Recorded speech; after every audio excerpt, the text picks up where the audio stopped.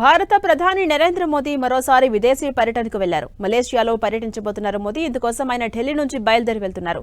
Malaysia ప్రధాని అన్వర్ ఇబ్రహాం ఆహ్వానం ఇవాళ రేపు మలేషియాలో పర్యటించబోతున్నారు. మలేషియాలో మోదీ పర్యటించడం ఇది మూడోసారి.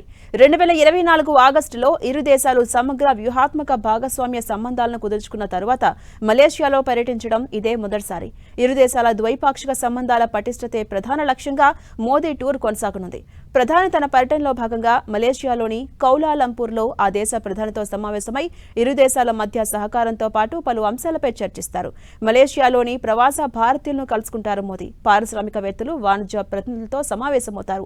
ఇండియా మలేషియా సీఈఓ ఫోరం సమావేశంలోనూ మోదీ పాల్గొనబోతున్నారు. ఇక చరిత్ర, నాగరికత, సాంస్కృతిక సంబంధాల పరంగా భారత్ మలేషియా మధ్య సుదీర్ఘ సంబంధాలు ఉన్నాయి. మలేషియాలో 29 లక్షల మంది ప్రవాస భారతీయులు ఉన్నారు. ప్రపంచంలో ప్రవాస భారతీయులు అత్యధికంగా నివసిస్తున్న దేశాల్లో మలేషియా మూడవది.